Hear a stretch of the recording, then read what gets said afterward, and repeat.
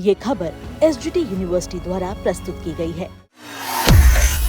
देखिए, मैं उनमें से नहीं हूं जो समझता हूं कि कुछ असंतोष नहीं था टीएमसी में, कुछ विरोध नहीं था या सब कुछ बीजेपी ने ही किया। निश्चित रूप से कुछ रहा होगा आंतरिक, लेकिन 2-3 बातें स्पष्ट करना चाहता हूं मैं।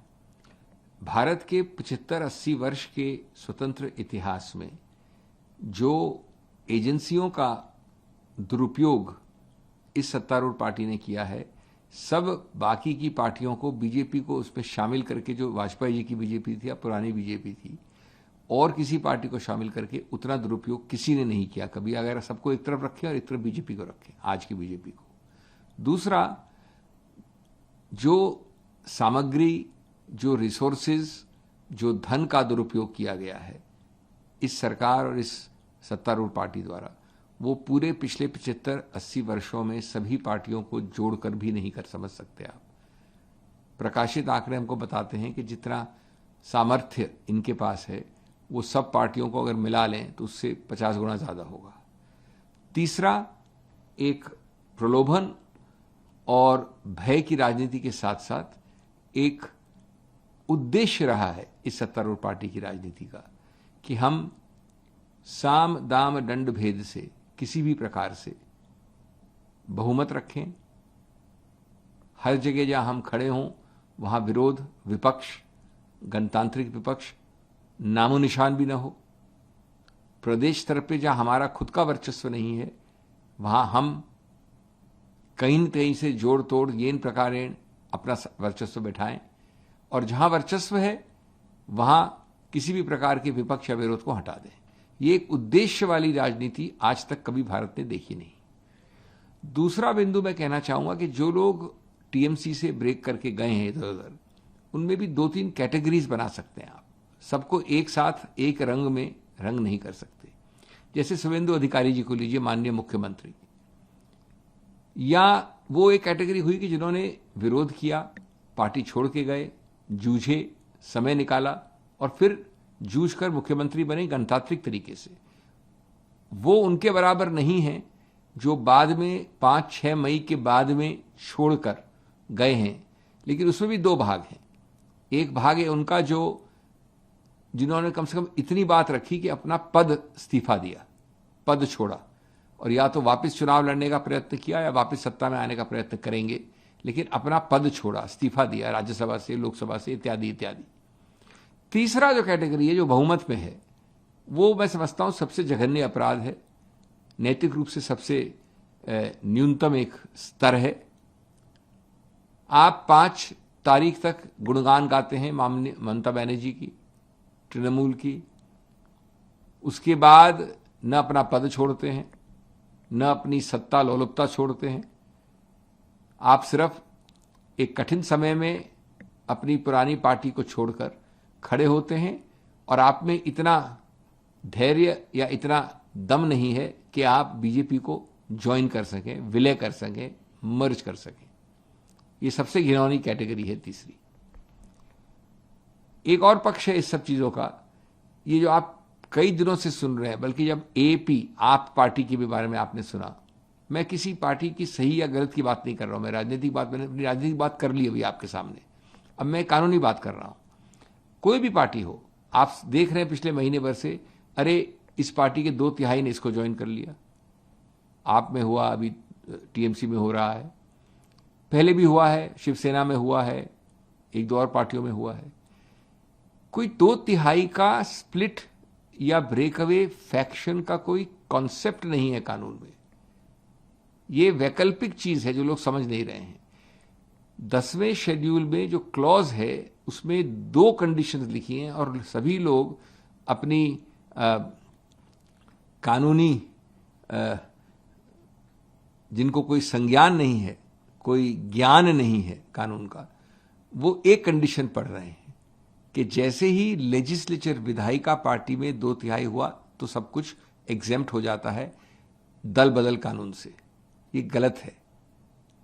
आपको 2 कंडीशंस सेटिस्फाई करनी जो किसी ने नहीं की है। पहली, राजनीतिक पार्टी का विलय होना आवश्यक है, यानी राजनीतिक, विधायिका पार्टी नहीं, राजनीतिक पार्टी तृणमूल को किसी और पार्टी में विलय होना है, ज्वाइन करना है, मर्ज करना है, बीजेपी में करे चाहे किसी और में करे, और साथ साथ क्यूमुलेटिवली दूसरा कंजंक्टिव कंडीशन के साथ साथ उस राजनीतिक पार्टी की जो विधायिका पार्टी है उसके 2/3 लोग भी ज्वाइन करें, दल बदल करें। तो कहीं भी पहली कंडीशन तो हुई नहीं, न आप में न अभी तृणमूल में, कि राजनीतिक पार्टी आप या राजनीतिक पार्टी तृणमूल किसी में विलय नहीं किया है। तो ये कानून का एक विकृत ज्ञान प्रेस में और इन लोगों द्वारा फैलाया जा रहा है। चौथा बिंदु, इसके लिए आपको सिर्फ 2 पृष्ठ पढ़ने हैं उच्चतम न्यायालय के लगभग 3-3.5 वर्ष पुराने शिवसेना जजमेंट की।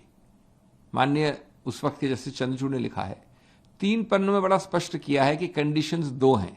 सिर्फ 2/3 अगर चले जाते हैं तो उससे कंडीशन पर्याप्त नहीं होती है, फुलफिल नहीं होती है, दल बदल कानून लागू फिर भी होता है। बड़ा साफ लिखा है, पढ़ लीजिए उसको उठा के। अब ये अलग बात है, और ये 5वां बिंदु है कि सच्चाई इस देश की, प्रोसेस जो है दंड बन जाता है, प्रक्रिया ही दंड है, प्रोसेस इज द पनिशमेंट। अब ये कानून मैंने बता दिया आपको, ये उच्चतम न्यायालय के निर्णय में लिखा है, फिर भी मैं 2/3 का ग्रुप बना के उधर जाता हूं। उसके बाद जो दूसरा 1/3 का ग्रुप बचा है वो कंप्लेंट करता है, वो कंप्लेंट जाता है माननीय किसी भी असेंबली के या सांसद के स्पीकर महोदय के पास। स्पीकर महोदय उस पर या तो निर्णय नहीं लेते हैं या तुरंत निर्णय ले लेते हैं। वो साबित हो जाता है कि भाई ये हो गया विलय, दल बदल कानून नहीं अप्लाई किया, क्योंकि सत्तारूढ़ पार्टी के होते हैं स्पीकर। उसके बाद जो लोग बचे हैं तृणमूल में, आप में, वो चुनौती देते हैं उसको कानून में, उसमें नोटिस होता है, जवाब होता है, 2-3-4 साल लग जाते हैं निर्णय होने में। अगर निर्णय हुआ तो, शिवसेना के केस में अभी तक निर्णय नहीं हुआ है, आज 5 साल निकल गए। तो वास्तविकता यह है कि कानून स्पष्ट होने के बावजूद भी आप इस विकृत दृष्टिकोण और कानून के असंज्ञान को, विकृत संज्ञान को, आप उसके कारण सफल हो जाते हैं। तो इसलिए छठा बिंदु मैंने हमेशा कहा है कि कानून में ये पूरा 10th शेड्यूल को रिपील कर देना चाहिए, हटा देना चाहिए, निरस्त कर देना चाहिए। 2 लाइन का एक कानून होना चाहिए। नए वाले 10th शेड्यूल जो प्रस्तावित मैं कर रहा हूं कई सालों से, कोई व्यक्ति जो अपना दल, जिस पार्टी से वो या तो चुनावित हुआ है या नामांकित हुआ है, उसको छोड़कर किसी और पार्टी से सीधे या परोक्ष रूप से अगर ज्वाइन करता है, समर्थन करता है, तो उसे अपने जो पद है, जो भी पद हो, राज्यसभा हो, लोकसभा हो, कुछ भी हो, उससे इस्तीफा देकर वापस आना है। बस 3 लाइन का है प्रावधान। इसमें ये सब ड्रामाबाजी नहीं होगी। लेकिन ये कानून कब आएगा, आएगा भी या नहीं, मैं नहीं कह सकता। लेकिन सर इसमें एक बड़ी बात ये है कि क्या एक मिडिल पाथ, क्योंकि उसमें कई सांसद ऐसे हैं, चाहे काकोली घोष जी का मैं जिक्र कर रहा हूं आपसे, तो इस बात को कह रहे हैं कि हम अलग बैठना चाहते हैं, हम कोई पार्टी ज्वाइन नहीं कर रहे, हम एक अलग बैठना चाहते हैं और हम देश के लिए, राज्य के लिए जो सरकार है मौजूदा, यही तो कानून का उल्लंघन है। आप अलग बैठना चाह रहे हैं, इसका मतलब कोई विलय नहीं हो किसी पार्टी के साथ। तो कंडीशन नंबर 1 कहां पर स्थापित हुई? अगर आप अलग बैठ रहे हैं तो आप सीधा आप दल बदल कानून के अंतर्गत डिस्क्वालीफाई हो जाते हैं। अलग बैठना कौन से कानून में लिखा है? अलग बैठने की कॉन्सेप्ट कहां है? और अलग बैठ सकते हैं आप तो दल बदल क्या होता है? और अगर आप अलग बैठ रहे हैं तो अपना इस्तीफा क्यों नहीं दे रहे अपने पोस्ट से? आप जाके वापस चुनाव लड़िए और देश का, उस प्रदेश का सुधार करिए। ये कॉन्सेप्ट ही गलत है। हां, अगर आप तृणमूल का विलय करते हैं किसी पार्टी के साथ, ये उसका उल्टा बोल रहे हैं कि हम नहीं करेंगे, तो अलग बैठेंगे तो कंडीशन पढ़ लीजिए आप दल बदल कानून में 10वें शेड्यूल में।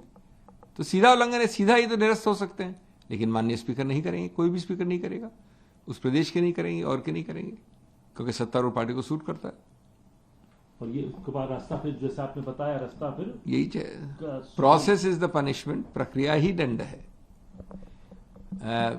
आई am not one of those who thinks that there is no dissatisfaction, there is no anger, akrosh in those who have left the Trinamool. I am also not one of those who thinks that the BJP alone is the reason for them to leave. But let me make a few points very crystal clear.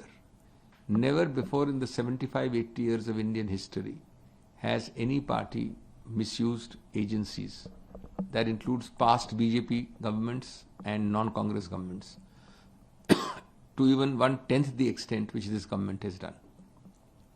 Secondly, in the last 75-80 years of Indian political history, no party has misused, first of all aggregated and then misused as much monetary resources as this ruling party is. In fact, the published figures show that the resources with this party are more than 50, 100 times all the others put together. Number three, there is no doubt in my mind that there are categories of people.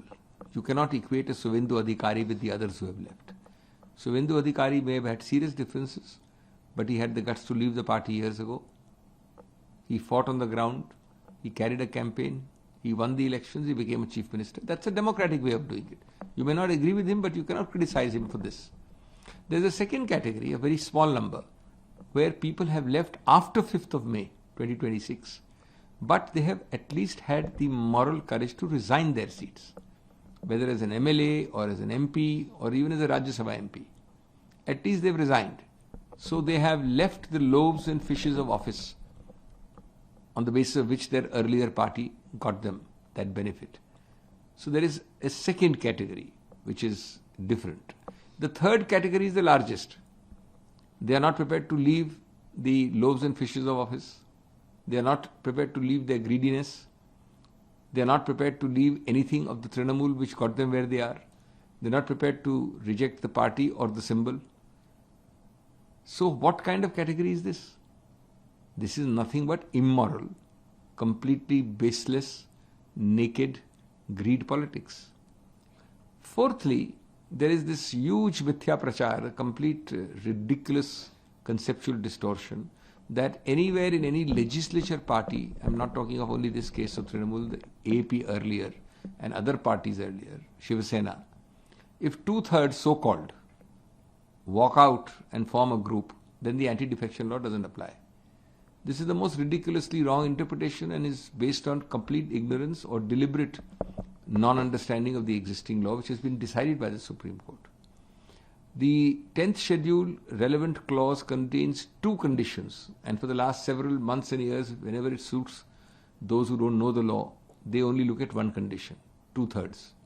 There is a condition before that, and that condition is that first and foremost a political party, the word is political, not legislature party, the political party A must merge with or unite with political party B to form a new party or merge with another existing party. And condition B, cumulative, conjunctive, simultaneous, has to be that the legislature party of that political party, the words are different, 2/3 must also join. Now, every time we talk in AP or the Shiv Sena or now in the Trinamool, it is only the second condition being talked about. Where is the first condition? On the contrary, you just said that many of the MLAs are saying that we want to sit as a separate group. So there is no merger. Fifthly, I think that you don't need to reinvent the wheel. This has been decided in 3 clear pages. Please anybody pick up and read the Shiv Sena judgment of 2022. Chief Justice Chandrachud has written very clearly. There is no concept of a 2/3 simpliciter in the legislature party which will prevent the application of the Dal Badal anti-defection law. They will be subject to disqualification. Point number 7, however, in this country, the process is the punishment. Everybody knows the law. The Supreme Court judgment has laid it down. But I, as a existing Trinamool under Mamata Banerjee, will file a complaint against you that you have left. That complaint will go to the Speaker of the Assembly. It will go to the Speaker Lok Sabha. Is it possible to contemplate that those speakers who belong to the ruling party will allow my complaint, will accept my complaint? They will reject. Those people will be recognized. I will go to court. Court will take 3-4 years. In the Shiv Sena case, it is not decided yet for 6 years or 5 years. By then the whole thing is over. So the process is the punishment. You don't need to go further. So lastly, I've been advocating for many years, without success of course, that you must repeal all this farce and this drama and this utter comedy of a 10th schedule. You must have a 2-line 10th schedule, a new one, which says anybody who is elected on symbol X and party Y and who does directly or indirectly any other anti-party activity and joins or supports any other party must resign the post he holds, be it MLA, MP, whatever, and refight the elections. It's a 4-line amendment. You don't require any of these histrionics, these drama-bazi. But I'm sure it will not suit a lot of people to have that law passed. My last question, and foremost questions are, because you are saying that morally they don't have any right, but legally they have anything to cover like what the Kakoli Ghosh faction of MPs. I have just told you the Kakoli faction, so-called, is saying that we will not merge, but we will sit separately. I have just told you that there are 2 conditions. A political party must merge with another political party, and cumulatively and conjunctively the legislature party must have 2/3 switching. On the contrary, they are directly subject to the anti-defection law, and the speaker can and should disqualify them in 5 minutes, because they are saying that we are not merging, we are sitting as a separate group. Where is this concept of separate group? There is nothing called a separate group. If you are a Trinamool separate group, 2/3 or no, you are not satisfying condition number 1 written in the 10th schedule, that a political party X must merge with Y or become Y, or Y must merge with X. So they are themselves saying it. So my last question is to you, sir. So they, if they do this kind of thing, they do not obey the instructions of the Mamata Banerjee, who is the supremo of the Trinamool Congress. So and they support or they back the NDA on issue-based topics in Parliament. So it amounts to defection, and the disqualification of MP can be I have said it. under the rule. I have said it 10 times. It should be done in 5 minutes, and I'm sure it won't be done.